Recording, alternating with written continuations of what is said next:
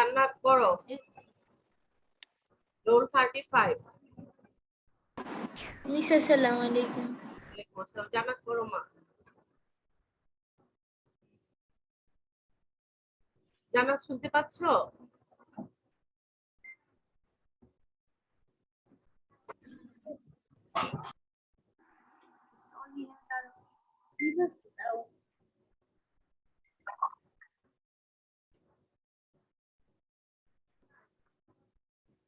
নাইমা সুলতানা পড়ো। রোল 33।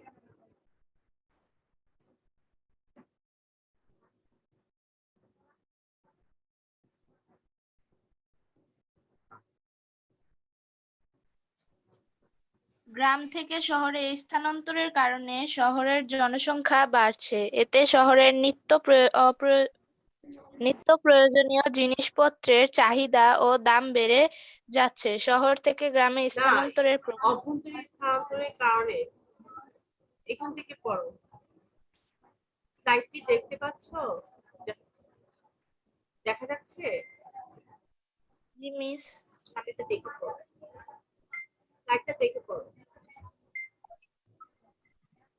অভ্যন্তরীণ স্থানান্তরের কারণে সবচেয়ে বেশি উপকার হয়েছে গ্রামীণ দরিদ্র নারীদের।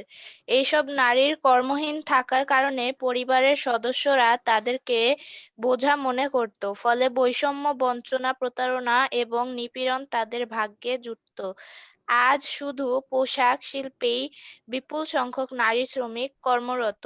এখন তাদের পারিবারিক মর্যাদা বৃদ্ধি পাচ্ছে, তাদের সিদ্ধান্ত গ্রহণ ও মত প্রকাশের স্বাধীনতা বেড়েছে, তাদের উপার্জিত অর্থে সন্তানরা লেখাপড়া করছে, উন্নত জীবনযাত্রার কিছুটা হলেও ভোগ করেছে। অভ্যন্তরীণ স্থানান্তরের ফলে আবার স্বল্প আয়ের দরিদ্র মানুষের জন্য বস্তি সৃষ্টি হয়েছে। বস্তি সুস্থ নগর জীবনের জন্য সহায়ক নয়। অপরাধ প্রবণতা, চোরাচালান, অপহরণ, মাদক, নারী ও শিশু পাচার সহ নানা সামাজিক সমস্যা ও বিশৃঙ্খলা সৃষ্টিতে এই বস্তিকে ব্যবহার করা হচ্ছে। আচ্ছা, ধন্যবাদ। ঠিক আছে, তাহলে দেখো আমরা কি জানলাম এখানে। আমরা তো কোন খাতে বিনিয়োগ করে এটা জানলাম। এখন দেখো, অভ্যন্তরীণ স্থানান্তরের কারণে সবচেয়ে বেশি উপকার বলা হচ্ছে যে গ্রামীণ দরিদ্র নারীদের।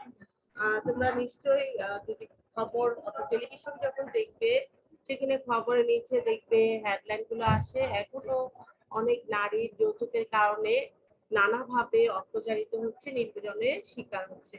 শুধু তাই না, একেবারে লাস্ট স্টেজে যেটা একদম মৃত্যু পর্যন্ত হচ্ছে। এরকম দেখা যাচ্ছে নানাভাবে নারীরা বিভিন্ন ধরনের বৈষম্যের শিকার হয়। বঞ্চনা, প্রতারণা, নিপীড়ন, এইগুলো নানাভাবে শিকার হয়। এটা কেন কেন হয়? এটার কারণ একটি বলা হচ্ছে এখানে আমরা দেখতে মানে যেটা জানলাম সেটা হচ্ছে কর্মহীন। নারীরা কর্মহীন থাকার কারণে পরিবারের সদস্যরা তখন তাদেরকে কি মনে করে? এক ধরনের বোঝা মনে করে। এই এক ধরনের বোঝা মনে করে, এর ফলে কি হচ্ছে? বৈষম্য, বঞ্চনা, প্রতারণা, নিপীড়ন তাদের ভাগ্যে প্রতিনিয়তই জুটছে। আজ কি হচ্ছে? এই থেকে পরিত্রাণের উপায় হিসাবে কি আসছে? এই যে আমাদের দেশে যে পোশাক শিল্পগুলো রয়েছে, সেখানে বিপুল সংখ্যক নারী শ্রমিক কর্মরত রয়েছে। এখানে তাদের পারিবারিক মর্যাদা, এই যে নারী শ্রমিক কর্মরত হওয়াতে তারা অর্থনৈতিক ভাবে সমৃদ্ধশীল হচ্ছে, পাশাপাশি তারা পারিবারিক মর্যাদাও বাড়ছে তাদের। তারা তাদের সিদ্ধান্ত গ্রহণ এবং মত প্রকাশের স্বাধীনতা বেড়েছে। তাদের উপার্জিত অর্থে সন্তানরা লেখাপড়া করছে। শুধু তাই না, উন্নত জীবনযাত্রার কিছুটা হলেও এখন তারা কি করছে? ভোগ করেছে। অভ্যন্তরীণ স্থানান্তরের ফলে আবার স্বল্প আয়ের দরিদ্র মানুষের জন্য পাশাপাশি কি হয়েছে? বস্তি সৃষ্টি হয়েছে। এই বস্তি সৃষ্টি হওয়ার ফলে এখন আসো আমাদের অসুবিধাগুলো দেখছি। কি অসুবিধা? এই বস্তিতে যারা থাকে তারা সুস্থ নগর জীবনের জন্য কি সহায়ক না, এবং তাদের দ্বারা কি কি কাজ হচ্ছে আমাদের দেশে? বিভিন্ন ধরনের অপরাধ প্রবণতা বেড়েছে, চোরাচালান, অপহরণ, মাদক হলো, নারী ও শিশু পাচার সহ নানা ধরনের সামাজিক যে সমস্যা এবং বিশৃঙ্খলা গুলো রয়েছে, সেগুলো এই বস্তিতে যারা থাকে তাদেরকে দিয়ে এই কাজগুলো করানো হয়ে থাকে। তার মানে কি, অভ্যন্তরীণ স্থানান্তরে এটা একটি বিশাল, আমি মনে করি বড় একটা অসুবিধা আমাদের দেশের জন্য। এখন আসো প্রশ্নগুলো। আমরা এতক্ষণ যে আলোচনা করেছি সেখান থেকে আমরা এই কোশ্চেন গুলো পেয়েছি। প্রশ্নগুলো তোমরা এখন লিখে নাও। দেখো এখান থেকে আমরা পেয়েছি, আমরা ইচ্ছা করলে এখানে আমরা 5টা কোশ্চেন দিয়েছি আজকে আলোচনা।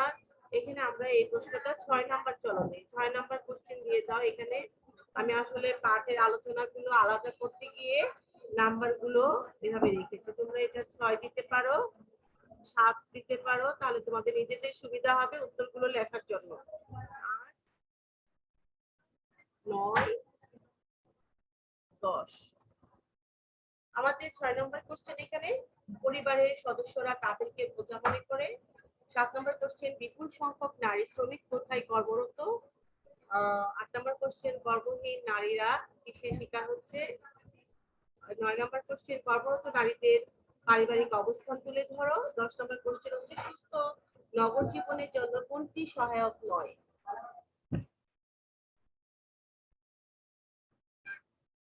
প্রশ্ন লিখতে হলে বলবে, তারপর আমি পরে আলোচনায় যাব।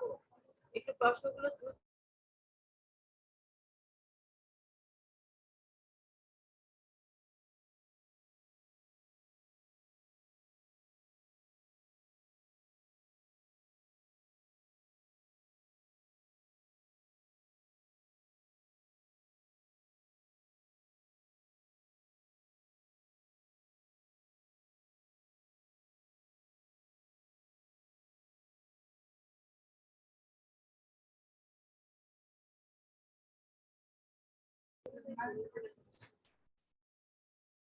লেখা হয়েছে তোমাদের মেয়েরা?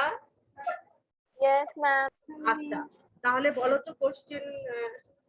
আমি শুরুতেই বলেছিলাম আজকে একটু জয়েন করবে, মাত্র 11 জন পার্টিসিপেন্ট। আমি বুঝি না, শোনো, তোমাদের কি মনে হয় বাংলা অঙ্ক ইংরেজি পরীক্ষা হবে তাহলে এগুলো ক্লাস করে কি লাভ, এরকম কিছু?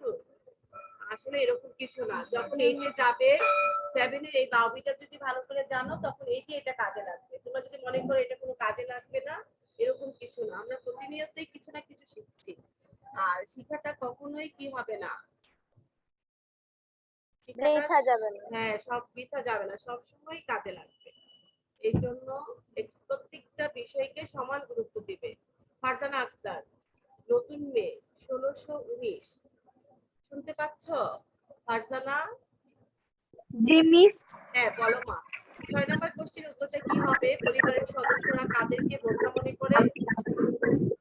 পরিবারের সদস্যরা পরিবারের মহিলাদের বোঝা মনে না, করে। লিখতে হবে কি কর্মহীন নারী। কি লিখতে হবে? কর্মহীন নারী। কর্মহীন পরিবারের সদস্যরা, কর্মহীন পরিবারের যে নারীরা আছে, অর্থাৎ অর্থাৎ তুমি যেটা বলছো উত্তর হয়েছে সেটা লিখে বলবে অর্থাৎ কর্মহীন নারীদেরকে বোঝা মনে করে। ঠিক ওকে মিস। আছে, তারপর 7 নম্বর কোশ্চেনটা বলবে এলিনা। এলিনা শুনতে পাচ্ছ? 49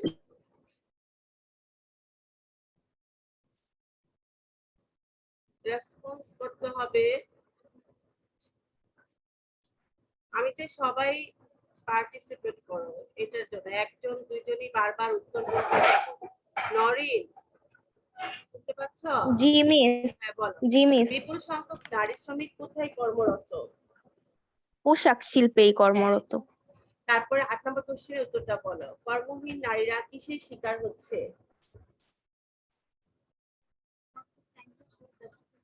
কর্মহীন নারীরা কিসের শিকার হচ্ছে।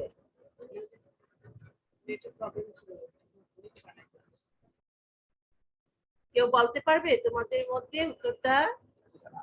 যে পারবে সে বলো। ম্যাম মিস আমি বৈষম্য, বঞ্চনা, প্রতারণা ইত্যাদির শিকার হ্যাঁ হচ্ছে। হ্যাঁ রাইট। বৈষম্য, বঞ্চনা, প্রতারণা, নিপীড়ন ইত্যাদি শিকার হচ্ছে। শিকার হচ্ছে। তারপর 9 নম্বর কোশ্চেনের উত্তরটা বলো তো। কর্মরত নারীদের পারিবারিক অবস্থান তুলে ধরো। আপনারা বলো এটা। কর্মরত নারীদের পারিবারিক অবস্থান তুলে ধরো। আমরা দেখতে পেয়েছি যে কর্মহীন অবস্থায় কি হয় নারীদের। এখানে আমরা লক্ষ্য করো কর্মহীন নারীরা কি হচ্ছে, বৈষম্য, বঞ্চনা, প্রতারণা নির্মূলের শিক্ষা হচ্ছে। পাশাপাশি যারা কর্মরত নারী তাদের কি হচ্ছে, তারা তাদের পারিবারিক মর্যাদা মর্যাদা বৃদ্ধি পাচ্ছে, পাচ্ছে, তাদের সিদ্ধান্ত গ্রহণে মত সিদ্ধান্ত প্রকাশের গ্রহণ ও মত স্বাধীনতা প্রকাশের বেড়েছে। স্বাধীনতা বেড়েছে, হ্যাঁ, তাদের উপার্জিত অর্থে সন্তানরা লেখাপড়া করছে, উন্নত জীবনযাত্রা কিছুটা হলেও হ্যাঁ, ভোগ করতে পারছে। এগুলো রোমান সংখ্যা 1 2 3 দিয়ে পয়েন্ট আকারে লিখবে। সবাই বুঝতে পেরেছো? Yes ma'am. হ্যাঁ। 10 নম্বর কোশ্চেন, সুস্থ নগর জীবনের জন্য কোনটি সহায়ক নয়? কোনটি সহায়ক নয় বলতো? বস্তি তৈরি করা। হ্যাঁ, আমরা দেখো লক্ষ্য করো যে বস্তি যে তৈরি হচ্ছে সুস্থ নগর জীবনের জন্য সেটি সহায়ক নয়। ঠিক আছে।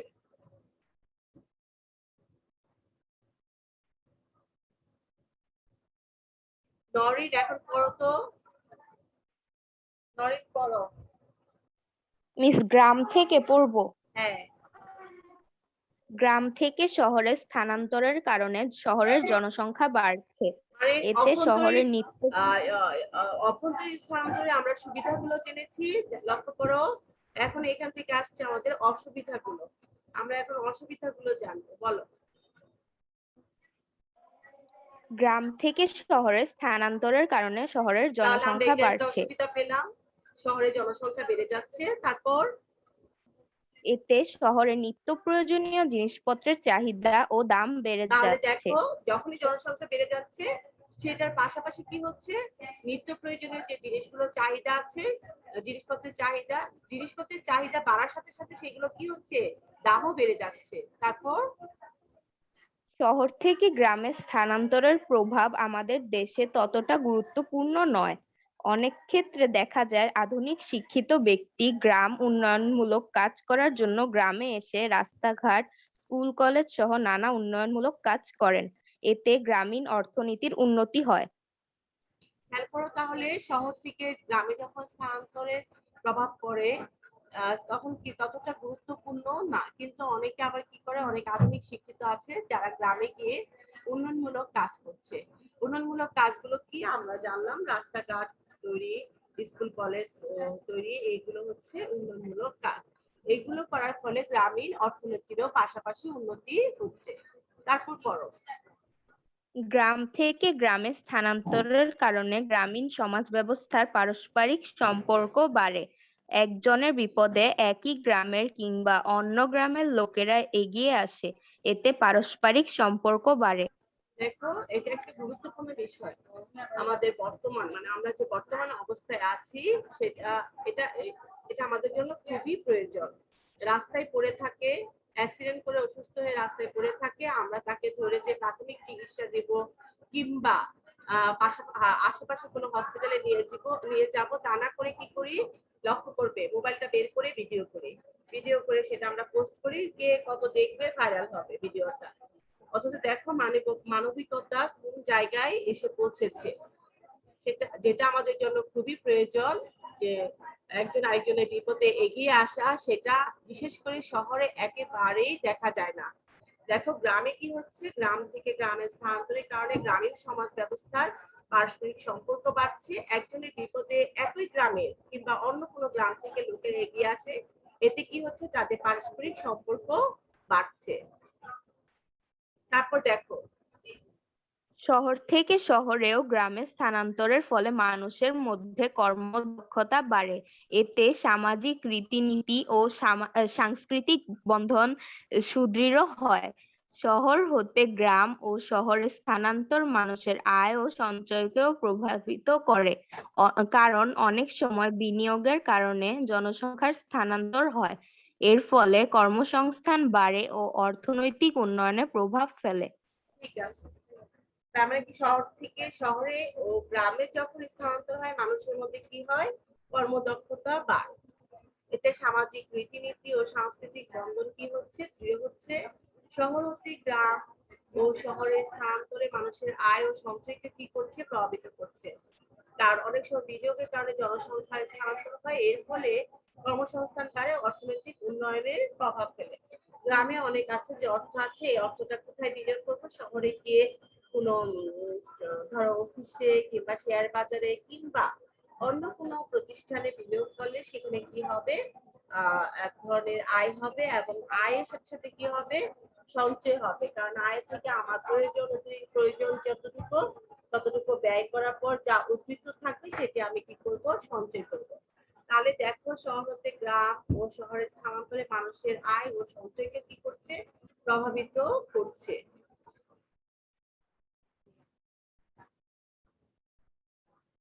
ঈশা, ঈশা কি জয়েন হয়েছে? Afra, Yes, miss. জি ঈশা মিস বলো, আমি জয়েন। ঈশা বলো আন্তর্জাতিক স্থানান্তরের কারণ।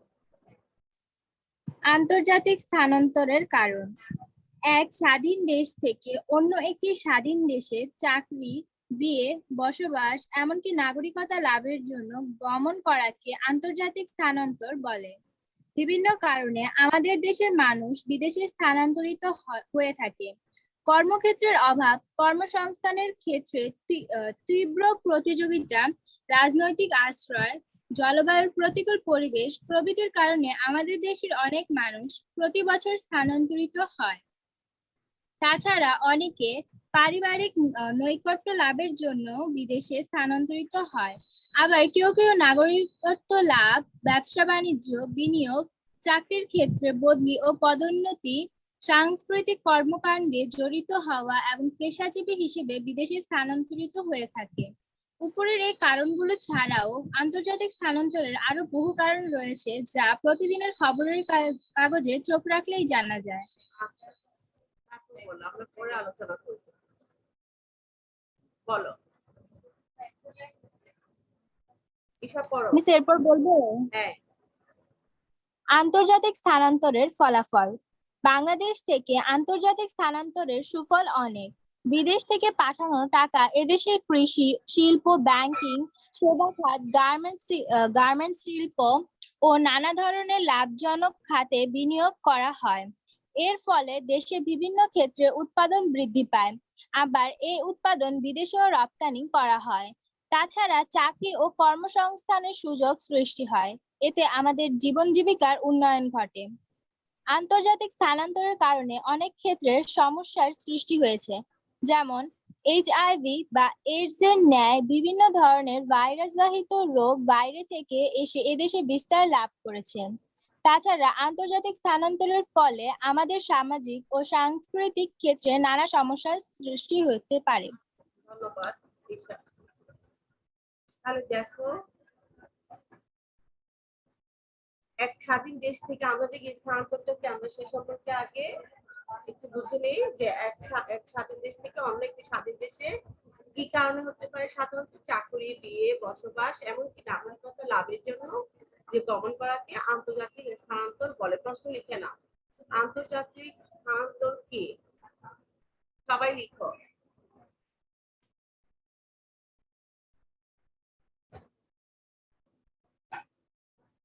আন্তর্জাতিক স্থানান্তর কি? এটা হবে আমাদের 11 নম্বর কোশ্চেন। 11 নম্বর কোশ্চেন হবে আন্তর্জাতিক স্থানান্তর কি? লেখা হয়েছে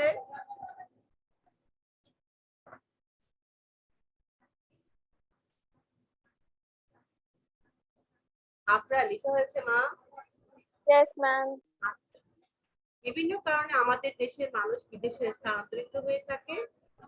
এখানে দেখো চাকরির সাথে কি আমরা জেনেছি, প্রথমে চাকরি, কর্মক্ষেত্রের অভাব, কর্মসংস্থানের ক্ষেত্রে তীব্র প্রতিযোগিতা, রাজনৈতিক আশ্রয়, জলবায়ুর প্রতিকূল পরিবেশ প্রভৃতির কারণে আমাদের দেশে অনেক মানুষ প্রতি বছর স্থানান্তরিত হয়। তাছাড়া অনেকে পারিবারিক নৈকট্য লাভের জন্য বিদেশে স্থানান্তরিত হয়, যেটা আমরা জেনেছি বিয়ে। আবার কেউ নাগরিকত্ব লাভের, ব্যবসা বাণিজ্যে বিনিয়োগ, চাকরি ক্ষেত্রে বদলি ও পদোন্নতি, সাংস্কৃতিক কর্মকাণ্ডে জড়িত হওয়া এবং পেশাজীবী হিসেবে বিদেশে স্থানান্তরিত হয়ে থাকে।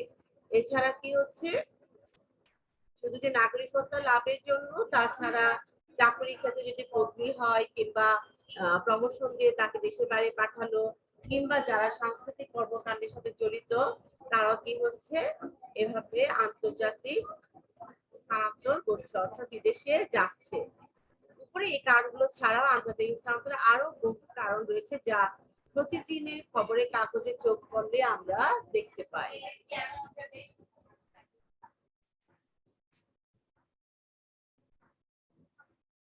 বাংলাদেশ থেকে আন্তর্জাতিক স্থানান্তরের সুফল অনেক। বিদেশ থেকে পাঠানো টাকা এই দেশে কি হচ্ছে? কৃষি, শিল্প, ব্যাংকিং, সেবা খাত, গার্মেন্টস শিল্প ও নানা ধরনের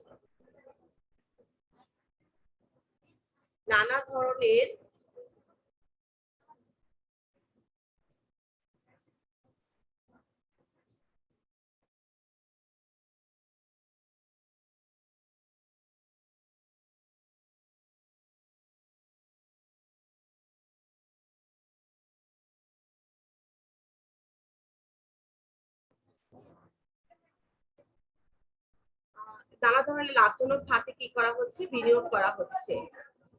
এর ফলে দেশে বিভিন্ন ক্ষেত্রে কি হচ্ছে? উৎপাদন বাড়ছে।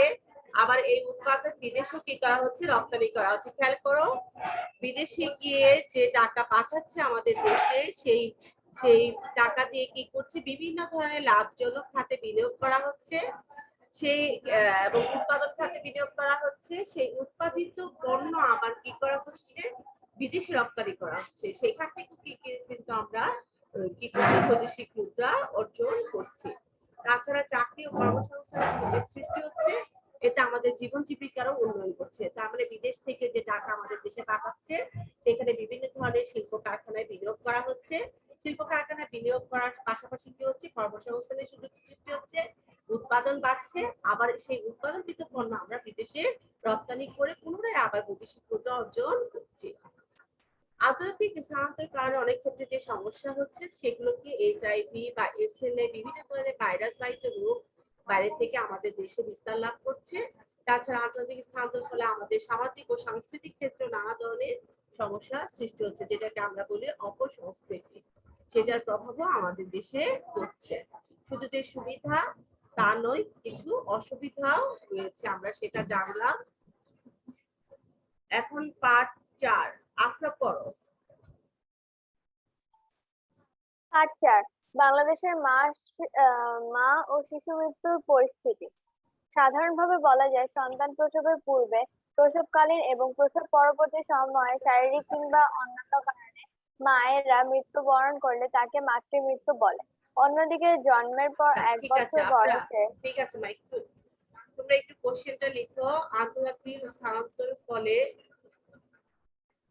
একটু লিখে নাও। এটা হবে আমাদের 12 নম্বর কোশ্চেন। আন্তর্জাতিক স্থানান্তরের ফলে সুবিধা ও অসুবিধা গুলো তুলে ধরো।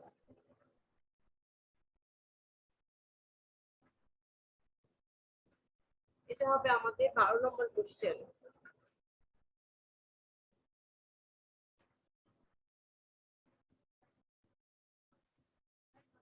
ম্যাম, কোয়েশ্চেনটা আরেকবার বলবেন? আন্তর্জাতিক স্থানান্তরের ফলে আমাদের দেশে সুবিধা ও অসুবিধাগুলো তুলে ধরো।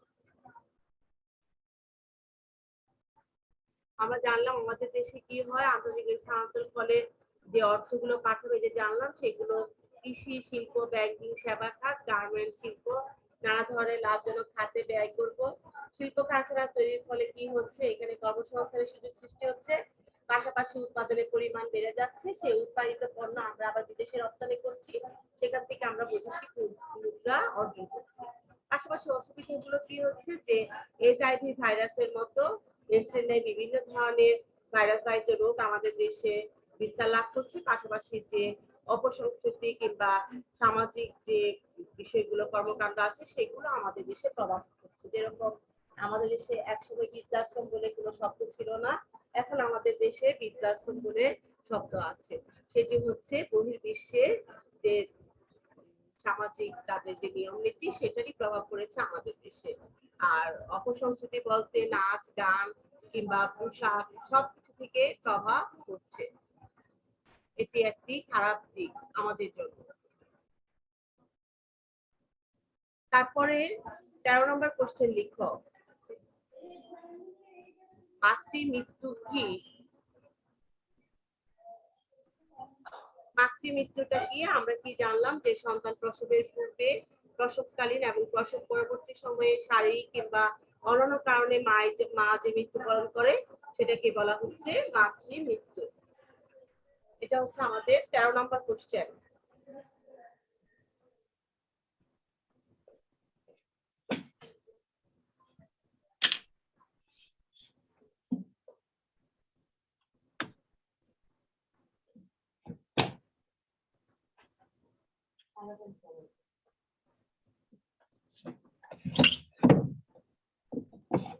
সামিয়া পড়ো রোল, সামিয়া পড়ো রোল 19।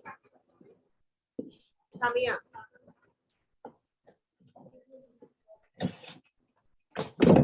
সামিয়া শুনতে পাচ্ছো? হ্যাঁ, এখান থেকে হচ্ছে অন্যদিকে জন্মের পর 1 বছর বয়সে, এখান থেকে পড়ো তো।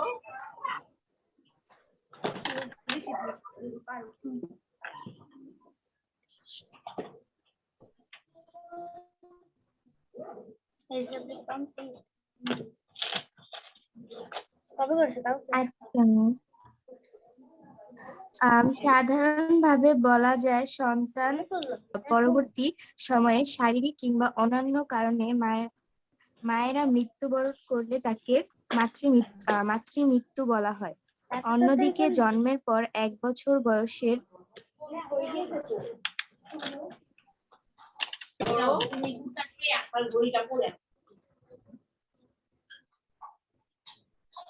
পড়ো 1 বছর বয়সের মধ্যে।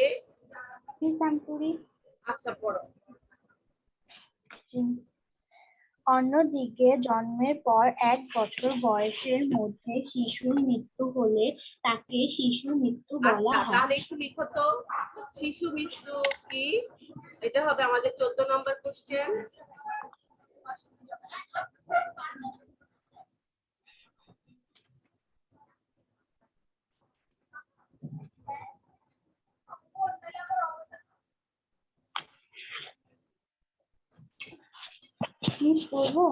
হ্যাঁ পড়ো।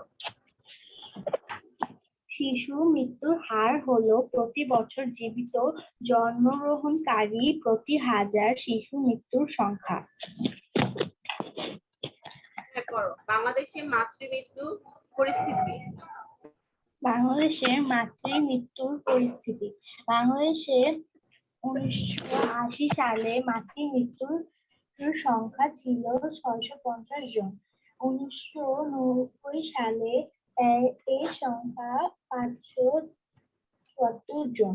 2001 সালে 322 জন এবং 2010 সালে মাতৃমৃত্যুর সংখ্যা কমে 194 জন। 194 জন হয়। বিশ্ব ব্যাংক প্রদত্ত তথ্য অনুযায়ী 2016 সালে মাতৃমৃত্যুর হার ছিল 176 জন প্রতি লক্ষে। হ্যাঁ, তার মানে দেখো 1980 সালে যে মাতৃমৃত্যুর সংখ্যা 650 জন, সেখান থেকে দেখো কমে এসে 1990 সালে এই সংখ্যা হয়েছে 574 জন। অর্থাৎ 10 বছর পর কমে এসে হয়েছে 574 জন। 2001 সালে দেখো কমে এসে হয়েছে কত? 322 জন। 2010 সালে মাতৃ সংখ্যা কমে এসেছে কত? মাতৃমৃত্যুর সংখ্যা কমে আসছে 194 জন। এখন দেখো বর্তমানে যেটা 2021 সাল, কিন্তু 2016 সালে মাতৃমৃত্যুর হার কমে এসেছে 176 জন। অর্থাৎ মানুষের সচেতনতা, মানুষের সচেতনতাটাকেই আমি বেশি গুরুত্ব দিব। এখনকার আধুনিক যুগে আমরা অনেক সচেতনতা এবং হচ্ছে সরকারের বিভিন্ন ধরনের কার্যক্রম এবং হচ্ছে উন্নত চিকিৎসা ব্যবস্থা, এইসবের কারণে মাতৃমৃত্যুর হার আমাদের দেশে একেবারেই কমে আসছে। তারপর আফরা পড়ো। জি মিস, আমি পড়বো। হ্যাঁ। মাতৃমৃত্যুর কারণ। আমাদের দেশে বাল্যবিবাহের কারণে মেয়েরা অল্প বয়সে গর্ভধারণ করে। গর্ভকালীন সময়ে অবহেলা, অজ্ঞতা, ধর্মীয় গোঁড়ামি প্রভৃতির কারণে মায়েরা প্রয়োজনীয় পুষ্টি পায় না। ফলে তারা মাতৃত্বকালীন নানা জটিলতায় ভোগে এবং মৃত্যুবরণ করে। তাছাড়া মাতৃমৃত্যুর আরো অনেক কারণ রয়েছে, যেমন নিম্ন জীবনযাত্রা, বিশুদ্ধ পানির অভাব ও দুর্বল স্যানিটেশন ব্যবস্থা, নারী শিক্ষার অভাব, চিকিৎসার অভাব, ঝুঁকিপূর্ণ গর্ভপাত, প্রসবকালে উচ্চ রক্তচাপ, কি এটা এক অ্যাক্লেমশিয়া অ্যাক্লেমশিয়া অ্যাক্লেমশিয়া প্রভৃতি। রক্ত শূন্যতা, এটাকে বলা হয় কি অনেক রক্ত শূন্যতার কারণে মুখ টুক ফ্যাকাশে হয়ে যায়, রক্ত শূন্যতা। ঠিক আছে, আমাদের দেশে বাল্য বিবাহের কারণে মেয়েরা কি হচ্ছে অল্প বয়সে গর্ভধারণ করছে। এই কারণে কি হচ্ছে গর্ভকালীন সময়ে অবহেলা, অজ্ঞতা, ধর্মীয় গোঁড়ামি প্রভৃতি কারণে মায়ের প্রয়োজনীয় পুষ্টি কি হয় না, পায় না। ফলে তারা মাতৃত্বকালীন নানা জটিলতায় ভোগে। তোমরা জেনে অবাক হবে এখনো যখন মেয়েদের ঋতুস্রাব হয়, যেটা প্রতি মাসে যেটা হয়, এটা একটা মেয়েদের প্রতি মাসেই হচ্ছে প্রাকৃতিক নিয়মে। আরেকটি হচ্ছে যে গর্ভকালীন যখন হয় তখন কি হয় মেয়েদের প্রচুর পুষ্টিকর খাবার খাওয়া প্রয়োজন। এখনো অনেক গ্রামে আছে বিভিন্ন ধরনের, যে এখানে বললো না গোঁড়ামি, ধর্মীয় গোঁড়ামি বলো, অজ্ঞতা, অবহেলা, এইসব কারণে কি হয় নানা ধরনের খাবার দেওয়া হয় না। বলে না এই সময় এটা খাওয়া যাবে না, ওটা খাওয়া যাবে না, এরকম বিভিন্ন ভাবে নানা ধরনের সমস্যার সৃষ্টি করে, যেটা এখন পর্যন্ত আছে। দেখো এখন আমরা আধুনিক যুগে দেখো এই প্রযুক্তির মাধ্যমে তোমরা ঘরে, আমি আমার স্কুলে বসে সবার সাথে ক্লাস নিচ্ছি। আমরা সবাই মনে হচ্ছে শুধু সশরীরে নেই, কিন্তু আমরা খুব কাছাকাছি। তুমি তোমার মত প্রকাশ করতে পারছো, আমি আমার মত প্রকাশ করতে পারছি, সবকিছু হচ্ছে। এত উন্নত হওয়ার পরও এখনো অনেক জায়গায় আছে, অনেক গ্রামে এখনো এরকম অজ্ঞতা রয়ে গেছে। বিভিন্ন ধরনের মানে মেয়েদেরকে কিভাবে বিভিন্ন ভাবে মানে হ্যারাসমেন্ট করবে, সেটাই হচ্ছে মূল টার্গেট আমাদের সমাজে। এটা হচ্ছে বড় কথা।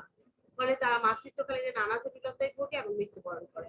তাছাড়া মাতৃমৃত্যুর আরো অনেক কারণ রয়েছে, যেমন নিম্ন জীবনযাত্রা, যারা পুষ্টিকর খাবার খাওয়ানোর ইচ্ছা আছে কিন্তু তাদের সামর্থ্য নেই, বিশুদ্ধ পানির অভাব, দুর্বল স্যানিটেশন ব্যবস্থা, অনেক জায়গা আছে এখনো বিশুদ্ধ পানি পায় না। অনেক জায়গা আছে এখনো স্বাস্থ্যসম্মত টয়লেটের ব্যবস্থা নেই, নারী শিক্ষার অভাব রয়েছে, চিকিৎসার অভাব রয়েছে, ঝুঁকিপূর্ণ গর্ভপাত, প্রসবকালীন উচ্চ রক্তচাপ, অ্যাক্লেমেশিয়া, এগুলোর কারণে কি হচ্ছে আমাদের দেশে মায়ের মৃত্যু হার, অর্থাৎ গর্ভকালীন মায়েদের মৃত্যু হার বেড়ে যাচ্ছে। মানে মৃত্যু হার হয়, এটা একটি কারণ। আজকে অনেক কিছু আমাদের এটা আলোচনার ক্লাসে আমরা শুধু ভেবেছিলাম যে যেগুলো হচ্ছে বাংলাদেশের জনসংখ্যা অভ্যুত্থান, আন্তর্জাতিক স্থানান্তরের কারণ এবং ফলাফল, কিন্তু আমরা পার্ট 4 নিয়ে কিছুটা অংশ আলোচনা করেছি। আমরা পরবর্তী ক্লাসে এর বাকি অংশটা আলোচনা করবো, এছাড়া আরো কিছু অ্যাড করবো। আগে বলো আজকের এই যে আলোচনা হয়েছে সেগুলো সবাই বুঝতে পেরেছো? আজকে আলোচনা নিয়ে কারো কোনো কোশ্চেন আছে? বুঝতে পেরেছি। আচ্ছা, লাস্ট কোশ্চেন, আমাদের 15 নম্বর কোশ্চেনটা লিখো। গর্ভবতী মায়ের মৃত্যুর কারণ কি? গর্ভবতী মায়ের মৃত্যুর কারণগুলো উল্লেখ করো। আমাদের দেশে কতটা উল্লেখ করো। আমাদের দেশে গর্ভকালীন সময়ে কিংবা গর্ভবতী মায়েদের মৃত্যুর কারণ উল্লেখ করো। এটা আমাদের লাস্ট কোশ্চেন, 15 নম্বর। তোমরা দয়া করে প্রশ্ন উত্তরগুলো লিখে একটু গ্রুপে দিয়ে দিও, ঠিক আছে? Okay ma'am. আচ্ছা, আর এখন বলো আজকে যে ক্লাস নিলাম কারো কোনো সমস্যা হয়েছে? মানে ক্লাস নো ম্যাম। কোনো সমস্যা থাকলে বলো। সবাই বুঝতে পেরেছো? Yes ma'am. আজকে আমরা যে আলোচনাগুলো করেছি এগুলো আমরা সবসময় এগুলোর সাথে পরিচিত, তাই না? আজকে যে স্থানান্তর বললাম, যে চিকিৎসার জন্য আসছে, ধরো আমার কথাই বলো, আমার হোম ডিস্ট্রিক্ট হচ্ছে ময়মনসিংহ, আমি এখান থেকে ঢাকায় এখন আছি চাকরির প্রয়োজনে, তাহলে এটা হচ্ছে আমাদের অভ্যন্তরীণ স্থানান্তর। ঠিক আছে? কার কোনো প্রশ্ন না থাকলে ক্লাসটা শেষ করি। আর আমি আবারও আন্তরিকভাবে দুঃখিত, আজকে নেট বারবার ডিসকানেক্ট করছিল। আমি ঠিক সময় মতো যে সুন্দরভাবে ক্লাসটা নিব সেটা সম্ভব হয়নি। যাই হোক, তারপর আলহামদুলিল্লাহ শেষ পর্যন্ত নিয়েছি। তাহলে তোমাদের কোনো কোশ্চেন না থাকলে ক্লাসটা শেষ করি। জি মিস। সবাই ভালো থাকবে, সুস্থ থাকবে। হ্যাঁ, আসসালামু আলাইকুম। আসসালামু আলাইকুম মিস। ওয়ালাইকুম আসসালাম।